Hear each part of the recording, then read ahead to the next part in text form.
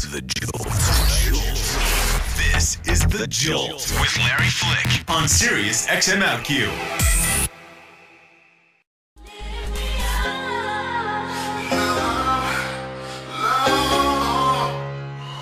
I'm Larry Flick here on SiriusXM with Madonna.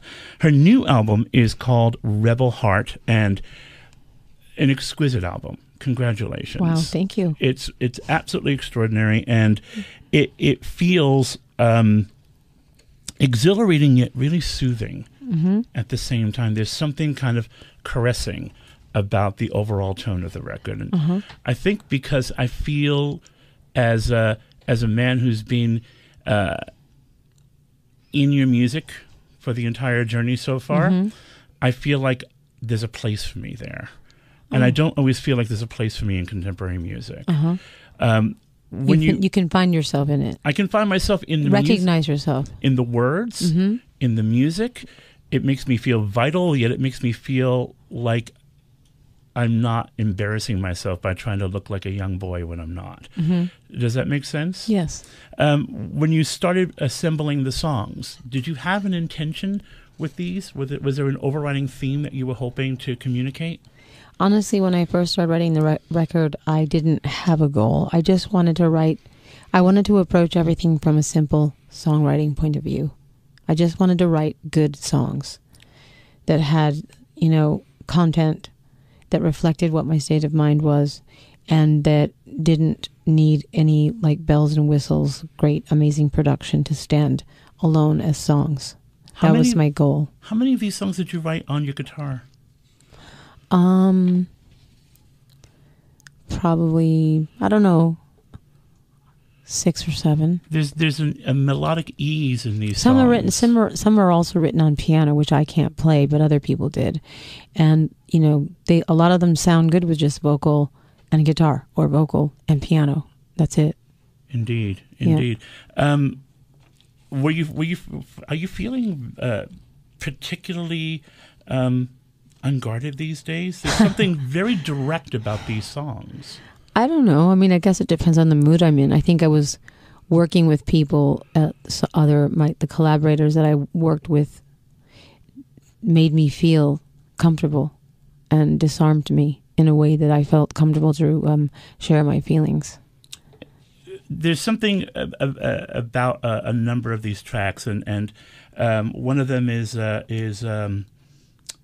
Benny Beachy. Benny Bitty Beachy? Yeah. It feels like... yesterday, I was a baby on the street. Well, I mean, it feels like a night out of Studio 54. It feels like... I actually feel like there were ghosts of my friends rolling around. Well, that's how I felt when I was writing it. And it was Diplo that encouraged me. He's like, you've been through so much. And I was sitting around talking about my past and coming up in New York in the early 80s, and all the great artists that I used to work with, hang out with, go to parties with, the Paradise Garage, Keith Haring, dating Jean-Michel Basquiat, having dinner with Andy Warhol, and they were their mouths were hanging open. They're like, you got to write about this. You have to, it's such a great time. And I don't usually do stuff like that. So I just decided, and he's like, yeah, and just do it like almost like you're talking, like you're rapping, like in a very laissez-faire kind of way. So I did. How difficult was it for you to ease into that, because it's not your nature to reminisce? I don't know. You know what? I put myself in a position when I wrote this album that I was just going to be in uncomfortable situations. I worked with a lot of strangers, and I just went with the flow, and I trusted people, and I allowed people to push me into areas that I'm not comfortable with, and I trusted them, and I was like, I would do it, and then I would say, really, that sounds good? Shouldn't I sing it? And they're like, no, just talk it. That sounds good, really. So I trusted them. That's Madonna joining us here on SiriusXM. The album is called Rebel Heart. Was there, am I projecting too much in the transition? Well, yes. But in particularly in the transition from Bitch Madonna into Joan of Arc. It feels very external and then very internal. Well, one's all about bravado, and one's about being vulnerable. And that's really why the album's called Rebel Heart. And originally I had intended to make a two-sided record to show the two sides of me that are the most prevalent. And one of those sides is the rebellious side of me, the provocateur, the troublemaker, the mischief maker, the envelope pusher, so to speak, right? And, it says, don't go for second best and express yourself and I'm not your bitch, don't hang your shit on me and all that stuff. And then there's the romantic me, the vulnerable me. And so I wanted to have two different sides, and all of the songs that were more vulnerable and romantic would be on one and the others would be on the other, like Unapologetic Bitch or Bitch I'm Madonna. And then my record company didn't think that was a good idea. So they kind of all got mixed up in one big soup. So that's why it might seem schizophrenic. See, it doesn't though. It just seems like you take the coin and you flip it over, and then you flip it over again. Well, it's one side of me, and then there's another side of me. I mean, I'm a vulnerable warrior, so to speak. But I think all the greatest warriors are. Indeed. Yeah. So as you found yourself reaching the end of these songs and the depths of my despair, the depths of your despair, did you feel like a victorious warrior? Do you feel like, damn right, I did it? Not exactly. I mean, I'm proud of the record. I was forced to release the record earlier than I wanted to because I had someone hack into my server and steal all my music and leak it before it was supposed to come out. And it kind of catapulted me into having to finish things much sooner, which I wasn't very happy about. But anyway, it came out. I did it. I pushed it. Everybody worked overtime to get it done, and now it's out. So, and I am proud of it. Yeah.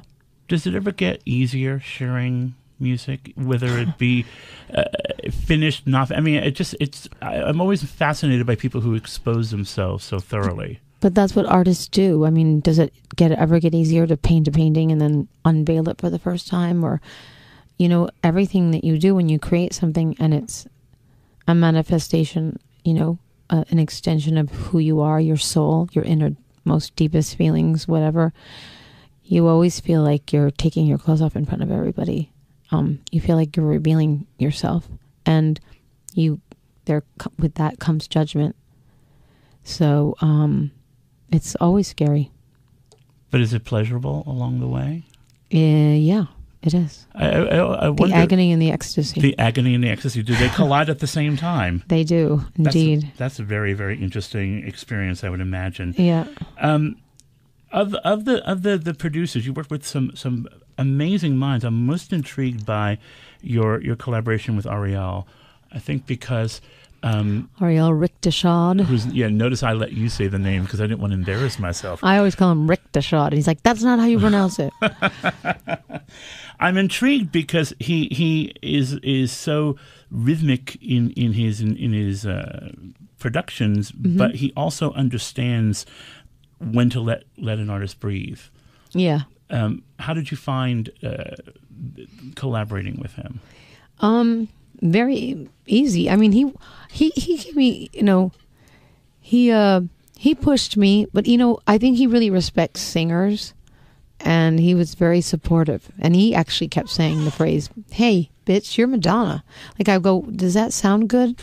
Is that right? Is that cool? Can I do that?" And he'd be like, "Yeah, you're Madonna." And one day I did a performance. I sang like a song in one take, and he goes, "Oh my God, you sound like just like Madonna." It was a very weird moment. That's got to be out of body for anybody, and it's so funny that someone actually has the balls to say that to you. Yeah, that's pretty neat. Yeah. Well, Madonna, thank you for your time today. Oh, it's my pleasure. It's nice to see you again. Pleasure. It's nice to see you as well. What was that? Your show, the people who listen to your show, you didn't have one gay-related question? Whoa. We don't need to. We don't need to, because we're human beings and we're connecting to her. All right, I apologize. Miss Liz Rosenberg. Yeah. Trust me, because you know what? We're all over this record. especially on the song Rebel Heart. We're right there.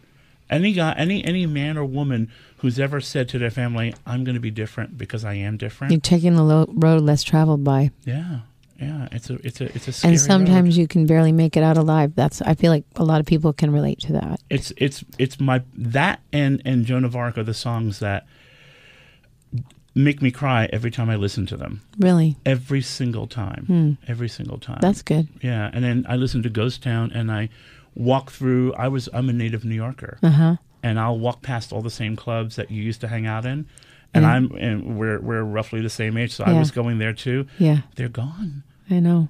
There's sushi joints with They're Bleecker gone. Bobs. They're gone, and a lot of the people are gone. I know. It's a ghost town. It is a ghost town.